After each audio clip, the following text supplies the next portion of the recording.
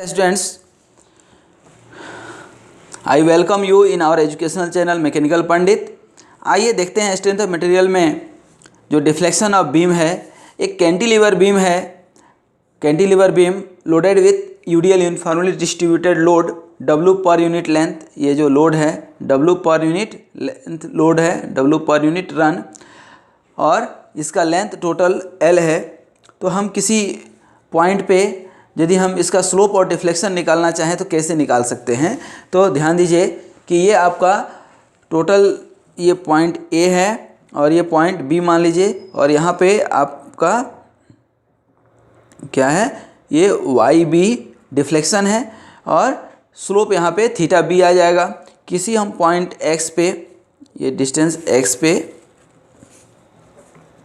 ठीक ना, ये निकाल रहे हैं, तो ये Y आपका डिफ्लेक्शन हो गया और ये यहाँ से यहाँ तक कितना लेंथ हो जाएगा, ओबियसली L माइनस एक्स, ठीक है।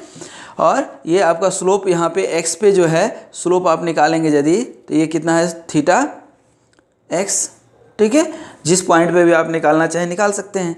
तो अभी हम इक्वेशन जो डबल इंटीग्रेशन मेथड है, ये आप दोनों मेथड से निकाल सकते हैं। ध्यान दीजिएगा, मोमेंट एरिया मेथड से भी और डबल इंटीग्रेशन मेथड से भी, ठीक ना। मोमेंट एरिया मेथड से ऑलरेडी हम निकाल करके दिखा चुके हैं आपको एक वीडियो में, और अभी हम आपको निकालेंगे डबल इंटीग्रेशन मेथड से, ठीक है ना। तो इक्वेशन क्या है हमारा, EI d square y upon d x square equal to M, ठीक ना। ये आपका डिफ्लेक्शन का इक्वेशन होता था।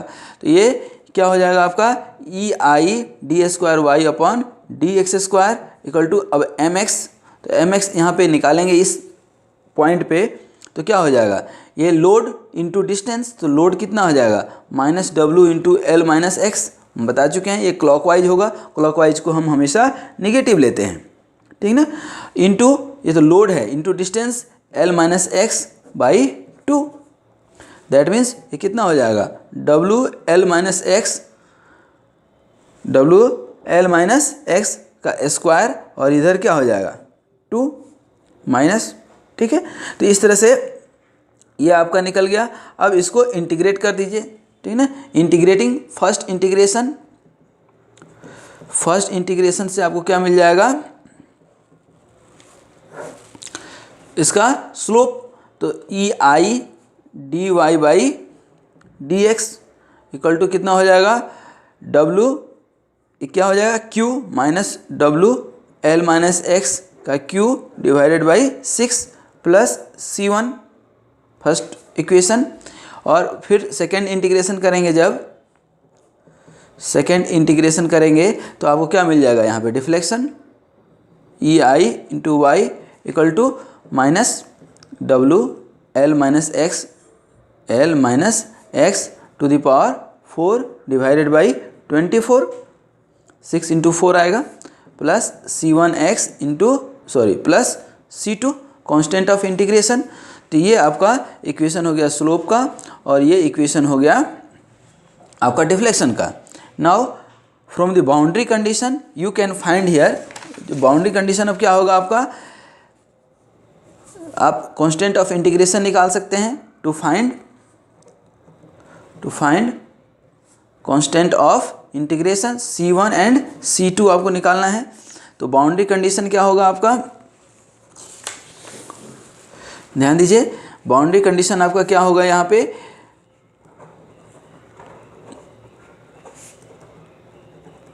Boundary condition at x equal to 0, ठीक है ना। ये आप फिगर देखिए ध्यान से, at x equal to 0 slope क्या होगा 0, dy by d x equal to 0। तो यहाँ पे जब x 0 रखेंगे आप इस इक्वेशन में, और ये भी 0 हो जाएगा, तो ये 0 equal to W L Q minus आएगा upon 6 plus C1, that means कि C1 यहाँ कितना आ गया आपका W L Q अपॉन 6, ठीक है। यहाँ पे C1 आ गया आपका W L Q अपॉन 6, ठीक है। और दूसरा क्या हो जाएगा, at x equal to 0 y भी क्या होगा 0, दैट मीन्स कि डिफ्लेक्शन क्या होता है 0। ये आपका ध्यान दीजिए, ये आपका x इक्वल टू 0 का कंडीशन है, तो डिफ्लेक्शन भी क्या हो गया 0। तो अब यहाँ पे इस इक्वेशन में आप रखेंगे, ठीक है, तो इस इक्वेशन में आप रखेंगे तो 0 इक्वल टू क्या हो जाएगा, 0 इक्वल टू ये आपका minus W L to the power 4 24, ठीक है। और यहाँ पे C1 का वैल्यू आप निकाल चुके हैं, W L Q by 6 into x, तो एक्स तो 0 आप ले रहे हैं, ठीक है ना, यहाँ पे 0 तो इंटू 0 तो इसका खेल खत प्लस C2, तो यहाँ जब C2 आप निकालेंगे, ठीक है ना, तो ये बाउंड्री कंडीशन से C2 से क्या निकलेगा आपका W L to the power 4 by 24, ये आपका C2 निकल गया। तो यहाँ पे अब हम C2 लिख दें, ये क्या हो गया आपका C2 निकल गया W L to the power 4 divided by 24। तो ये इस तरह से आप देखें कि किस तरह से हम आपका कांस्टेंट ऑफ इंटीग्रेशन निकाल सकते हैं। अब कांस्टेंट ऑफ इंटीग्रेशन निकालने के बाद अब जिस पॉइंट पे भी आप निकालना चाहते हैं स्लोप और डिफ्लेक्शन, ठीक है ना, जैसे हम निकालना चाहते हैं स्लोप, ये इक्वेशन आप देखते जाइए, स्लोप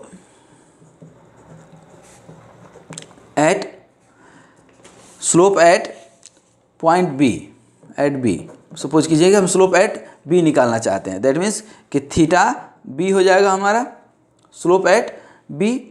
तो थीटा बी जब आप निकालेंगे तो x इक्वल टू एल, तो यहाँ पे x इक्वल टू एल, ठीक है, और ये क्या हो जाएगा माइनस डब्लू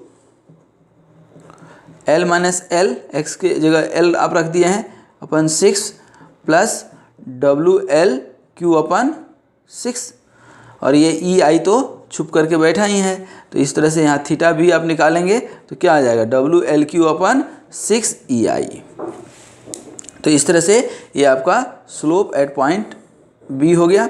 उसी तरह से डिफ्लेक्शन आप निकालना चाहते हैं बी पे, ठीक है, तो कैसे निकलेगा वाई बी माइनस डब्लू, अब इसको भी आप करेंगे एल माइनस एल, ठीक है ना, दैट मीन्स कि एक्स इक्वल टू एल पे ही आप निकाल रहे हैं, तो ये क्या हो जाएगा L minus L to the power 4 by 24 plus C1 का वैल्यू आपको मालूम है डब्लू एल क्यू अपन 6 इंटू एल, C2 का वैल्यू मालूम है W L to the power 4 अपन 24, ठीक है ना। तो इस तरह से आप रख सकते हैं, ये C1 और C2 का वैल्यू आपको मालूम है, C1 का वैल्यू आपको माइनस में आ रहा होगा, ध्यान दीजिएगा C1 का वैल्यू माइनस में आ रहा होगा, ठीक है, तो इस तरह से आप रख सकते हैं, तो ये आप माइनस में रखेंगे, ठीक है।